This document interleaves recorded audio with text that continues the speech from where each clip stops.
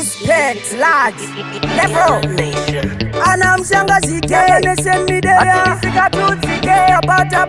kwa badness international stage wakaya mawaini uri mtete kosi uno waina chinyatoshika mutuze uchiri aina kana ndinewe mupawa ndinoshaina nekuti mukoma nawe sanoda kukulaina kurunga chuno kunge shutu katike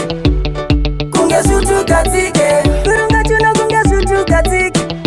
simta mdenga ukatike kurunga chuno kunge shutu katike sutu katike kurunga chuno kunge sutu katike asimta mdenga ukatike unenge epikwe kiende unosheka ukatamba pawarese unorisheka wanditambira zvekuti ndanetseka zvapa zvaita wesine hembe dzawakapfeka ondamba zvinomisa mvura kunge mbambaira shekyo kunge mvura iri kufashaira ukakotama munhu wese anokunavirira tamba ukandibatirira dzika uchikwiririra kurunga chuno kunge sutu katike sutu katike kurunga chuno kunge sutu katike simta mdenga ukatike kurunga chuno kunge sutu katike sutu katike kurunga chuno kunge sutu katike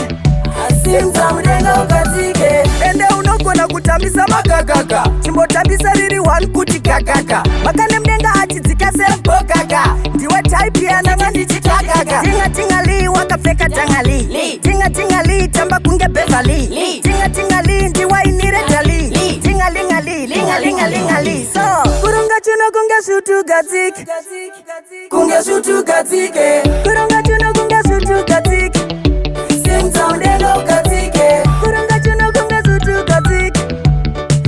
sutu katike kurunga chuno kunge sutu katike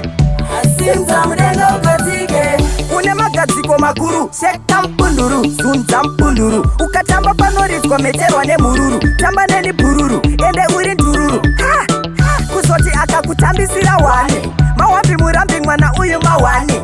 ende mwana uyu anotamba mani haite zvekutamba ikasiwakaya mwawaini uri mtete kosi unowaina chinyatosvika mudhuze uchiri aina kana ndinewe mupawa ndinoshaina nekuti mukoma nawe sanoda kukulaina